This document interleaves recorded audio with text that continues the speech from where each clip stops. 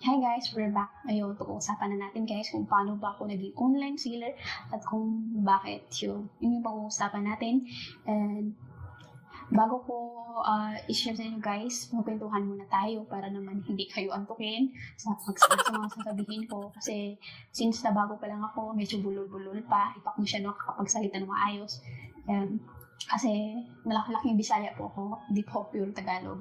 And ngayon, ikukwento ko sa inyo yung step by step. Huwag kayong mag-alala guys kasi lahat-lahat isi-share ko sa inyo para naman magkaroon kayo ng idea kung paano mag-online selling. And yun guys, dati nag-work ako isang company as a customer service year 2014, 15 yun. Yung 2014 na yun guys is okay naman yun. Work ko, hindi maganda naman kasi mabait yung mga office mate ko, yung mga manager ko, okay naman yung sweldo ko, sobrang okay guys kasi above minimum. Doon lang kami nagka-problema guys. Noong 2015, nung nagkasakit sa puso yung pangatlong kapatid ko, inatake siya twice.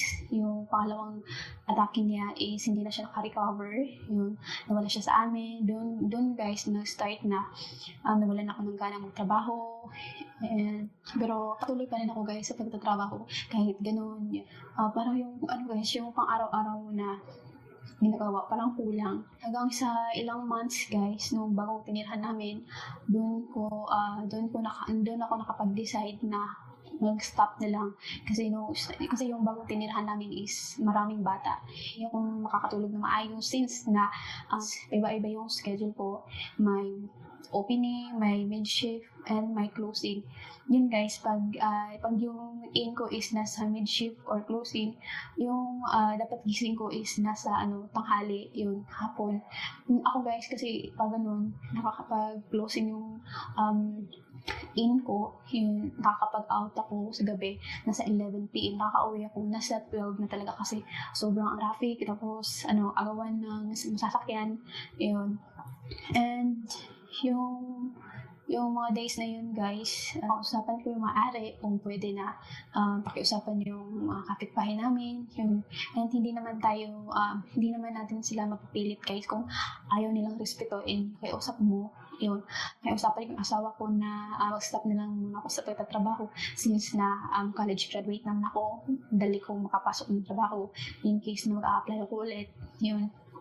Natuwa naman siya guys sa naging decision ko kasi gusto niya talaga na magkaroon na kami ng baby yun. And gusto niya na makapag-relax ako kasi iingit sa mga kapatid niya, pinsan niya na once na nasa province kami na vacation, kami lang yung walang anak, naiingit siya. Yun. Sobrang tuwa niya guys na yun yung naging decision ko na mag-resign muna yun. Kahit na nakakapaghinayang kasi regular na ako that time, and yung mga office mate ko, mga ka-workmate ko, manager ko, ayaw talaga pumayag kasi dahil sa wala pang pwede makapalit ng posisyon ko. Ayun naman yung opportunity na yun. Okay lang naman kasi yung narating ko ngayon is parang professional rin naman ako. Happy naman ako kasi 2016 nabuntis ako, and yun nga, naging mahirap kasi bed rest ako, so makaselan ko mabuntis yun. And ang anak ko is November yun, 2016.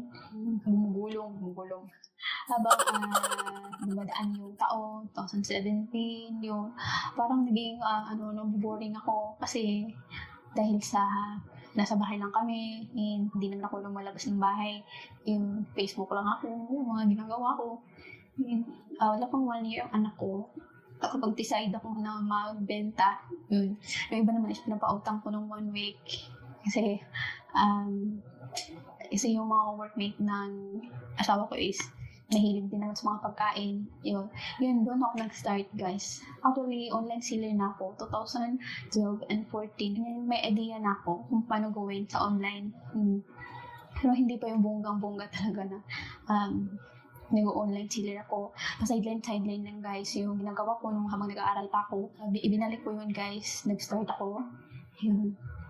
And yung asawa ko is, yung mga ka-workmate niya, sinasabihan niya na may benta ako, mga pagkain, yung pinapautang ko ng 1 week. Yung iba guys, is sila na lang yung pumupunta sa tinitirhan namin. And doon.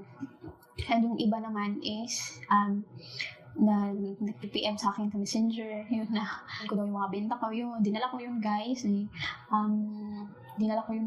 mga pagkain na yun, naubos siya guys, dinagdagan ko pa yun guys, kasi yung, pinupunin ko is lumaki, hanggang sa lumaki, and rolling ko lang siya guys ng rolling, yeah, tapos yung pagkain binibenta ko is dinagdagan ko ng mga skincare, yung mga whitening, yung sabon, yun, and pinapautang ko siya, tapos yung mga ilang months, nag-suggest na naman sis, para na akong tour ko ng Mumbai.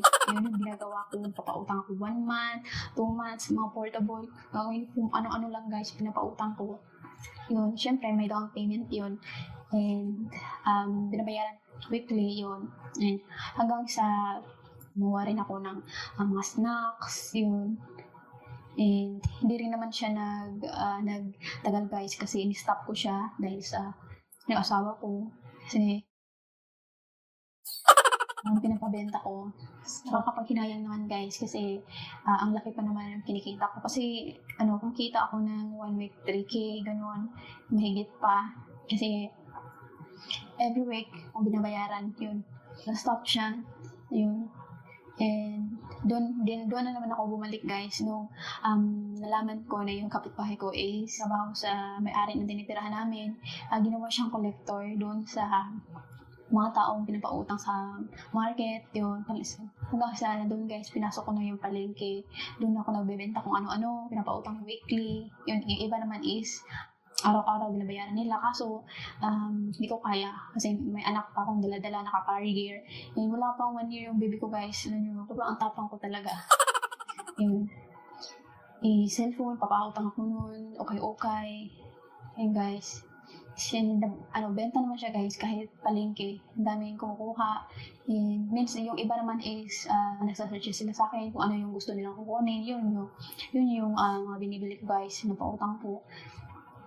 And hindi rin siya nagtagal.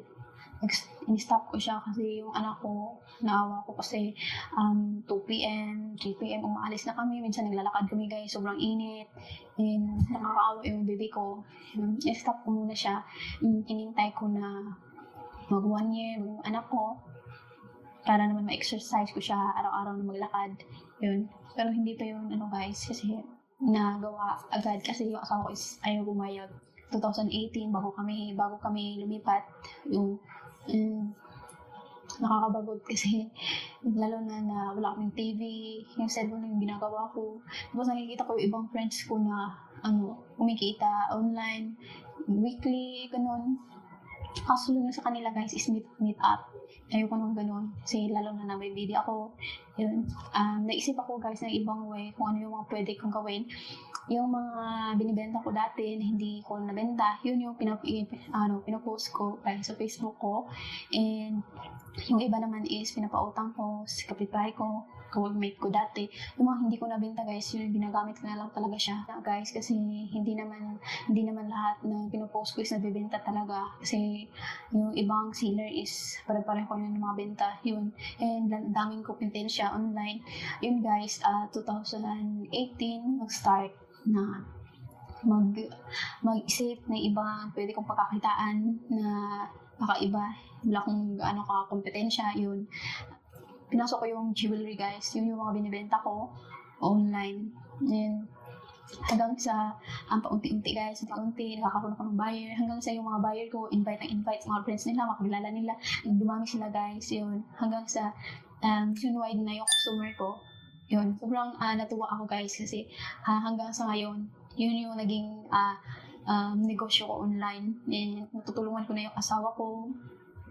Nabibili na namin yung mga gusto namin, yung mga hindi namin nabibili dati, yung pangangailangan ng anak ko na dati hindi namin siya nabibilihan ng gatas, nakakabili lang kami pag binibigyan kami ng parents ko, yun. And laruan, every week bagong laruan, yun. And So, dati, yung nabibili namin prutas is apple lang, saging. Ngayon, nakakabili na kami ng grapes, yung mamahalin na prutas. Yun, nakakakain na kami ng masarap. Yun guys, nakakabili na kami ng gamit. Sa ngayon, nakapag-invest na kami. Yun, sobrang happy ko guys na ganun yung naging trabaho ko. Kasi, kasi daig ko pa yung nagtatrabaho sa office, daig ko pa yung professional, and mas malaki pa yung sahod ko guys. Yung ini-income ko weekly, sa provide rin ako, mga pangailangan namin araw-araw. Sobrang ang laking tulong niya guys sa pamilya ko and sa akin. Kasi lalo na ako na sobrang nahihain akong tao guys. Lalo na pagdating sa asawa ko. Never talaga ako nahihingi sa kanya guys. Kahit na pambili ng napkin, hindi ko masasabi yan sa kanya. Kasi nahihiya ako and ayaw ko rin na sumbatan. Kaya nga ako, naghahanap talaga ako ng ibang way na magkaroon ako ng income. Kasi ako guys is lumaki ako na yung mama ko is may sarili, yun lang naman ako sa mga magulang ko.